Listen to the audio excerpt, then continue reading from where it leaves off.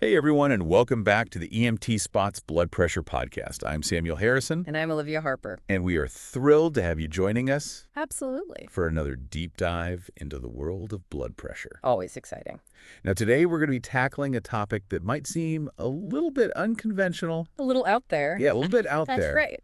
We're going to be exploring the potential connection between acupuncture and blood pressure. Now, I know for some of you listening, this might sound a bit like, a little woo-woo. A little mystical. A little mystical. You're right.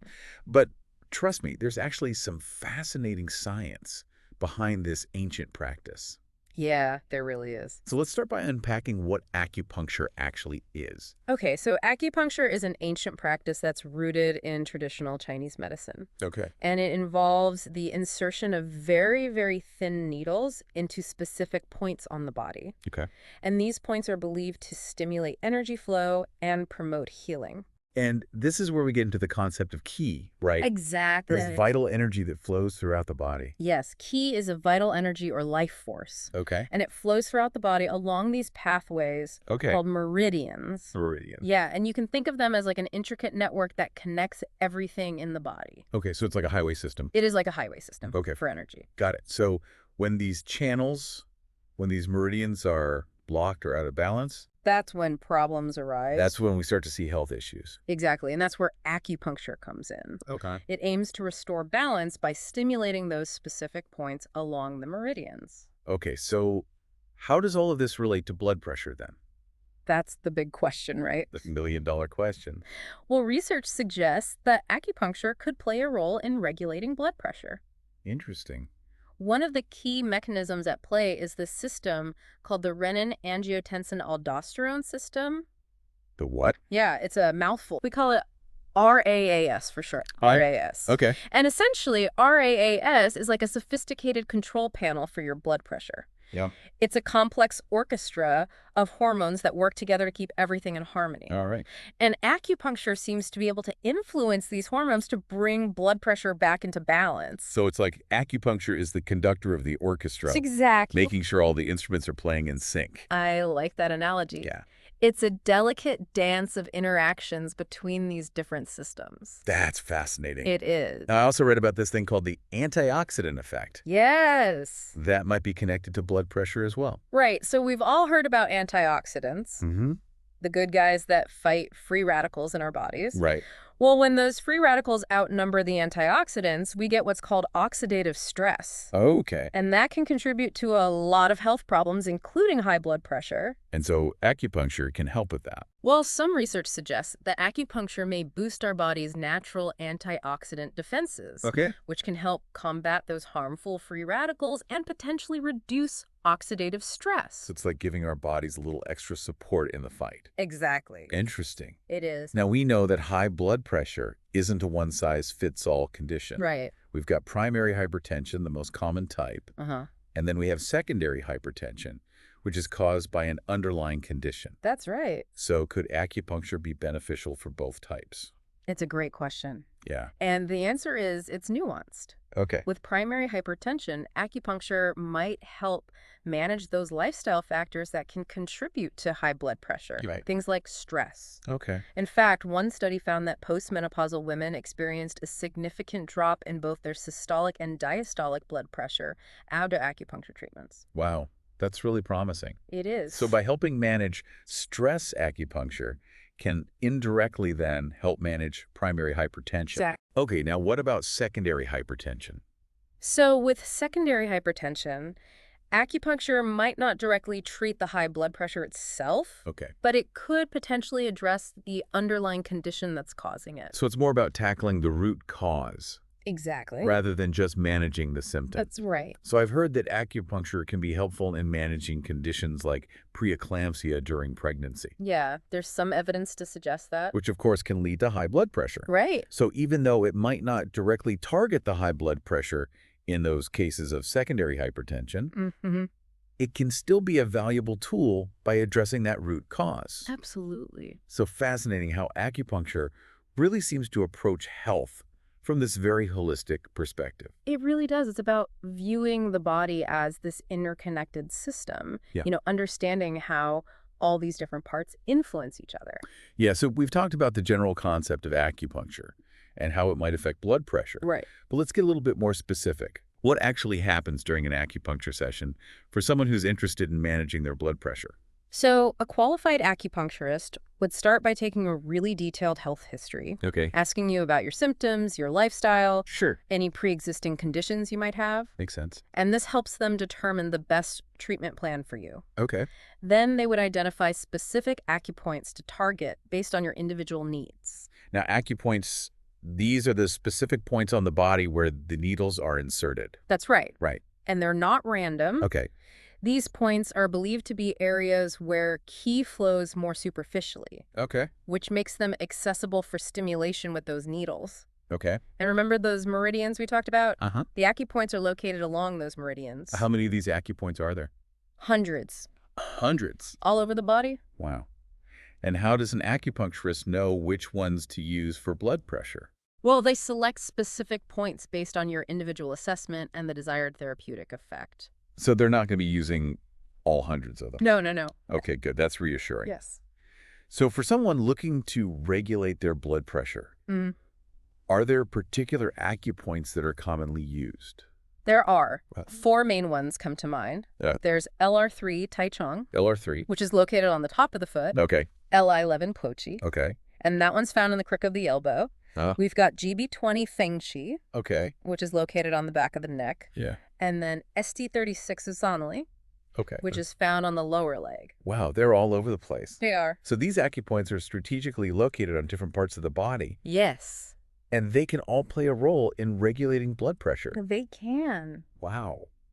This is incredible. It really speaks to how interconnected our bodies are. It does. Right. It does. Like what you do to one part can affect another part. Absolutely. It's fascinating. Now, I think a lot of people might be wondering about the safety of acupuncture. Of course. Is it safe? And are there any potential side effects? Great questions. Yeah. And generally, yes, acupuncture is considered very safe Right. when it's performed by a certified and experienced practitioner Okay. using sterile, single-use needles. So you said generally safe. Right. Well, there are some minor side effects that can occur, Okay. but they're usually not serious and they tend to be temporary. Like what? Some people might experience a little bit of pain, bruising, or bleeding at the needle site. Okay. Some others might feel a little nauseous, dizzy, or tired after treatment. Okay. But those are usually temporary and not serious. But are there any more serious risks associated with acupuncture? There are. Okay. And that's why choosing a qualified and experienced acupuncturist is absolutely crucial. Right, because if it's performed incorrectly, Exactly. there is a risk of infection, Yes. And in very rare cases, there could be more serious complications, such as... like injury to the central nervous system, Okay. or even a punctured organ. Okay, that's definitely something to keep in mind. It is. So what can people do to minimize those risks? Well, the most important thing is to do your research. Okay. Find a reputable acupuncturist who is licensed, experienced, and uses sterile, single-use needles. Okay. Don't be afraid to ask about their hygiene practices. Right. And also be sure to tell your acupuncturist about any pre-existing medical conditions you have, Okay. especially things like bleeding disorders Yeah. or metal allergies. All right, that's great advice. I hope so. This has been incredibly insightful. It has. We've covered a lot of ground today about acupuncture and its potential role in regulating blood pressure. Yeah, it's amazing how these traditional practices like acupuncture are being explored more and more these days. It really is. In the context of modern health. It's really fascinating. And we'll be right back with more on this deep dive into acupuncture and blood pressure, so stay with us. Welcome back, everyone. We were just talking about the importance of finding a qualified and experienced acupuncturist. Yeah, it's so important. Really taking charge of your health and making sure you're in good hands. Absolutely. What other red flags should people be aware of when choosing an acupuncturist? Well, beyond just their credentials, I think it's important to pay attention to the clinic itself. Okay. You know, is it clean and hygienic? Yeah. Do they prioritize those things? Makes sense. Do they use sterile disposable needles for each patient? Right, right. These are all really basic but important safety measures. It's amazing how sometimes we forget to ask those simple questions. Right. Especially when we're trying something new. Exactly. And it's even more crucial to be vigilant, I would say. If you have any underlying health conditions. Absolutely. So if you have a bleeding disorder like hemophilia or allergies to metals, make sure to tell your acupuncturist beforehand. Definitely. They'll be able to assess your situation and advise you accordingly. That's right. Now, I'm sure some people listening might still be a bit skeptical about all of this. Sure. Sticking needles in your body to regulate blood pressure. Yeah. It's not exactly conventional medicine. It's not the first thing that comes to mind. Right. But I get it. It's natural to have questions. Right. And to approach new things with a healthy dose of skepticism. Of course. We're not saying that acupuncture is a magic cure-all. No. Or a replacement for conventional treatment. Right. It's really more about exploring it as a complementary approach. Right, as another tool in the toolbox. Exactly. And it's important to remember that research on acupuncture is ongoing. It is. While some studies show really promising results, more research is needed to fully understand its long-term effects. Right. So it's about being informed, doing your research, and having open conversations with your doctor and a qualified acupuncturist. Yes. To make the best decisions for your health. That's right. Speaking of being proactive and doing our research, Yeah. are there any other intriguing findings from the research that you think our listeners would find particularly fascinating? Well, one thing that caught my eye was the role of dopamine in acupuncture's effect on blood pressure. Dopamine. Dopamine. Isn't that the neurotransmitter that's linked to pleasure and reward? It is. So you're telling me acupuncture could potentially lower blood pressure and give you a mood boost at the same time? Well, let's not get ahead of ourselves. Okay. But some studies do suggest that acupuncture may stimulate the release of dopamine. Wow. Which could contribute to those feel-good effects. It's a fascinating connection. It is. Really highlights the mind-body connection, doesn't it? It does. Like how our mental and emotional states can impact our physical health. And vice versa, how what we do to our bodies can affect our minds. That's right. And it underscores how acupuncture can address multiple aspects of well-being.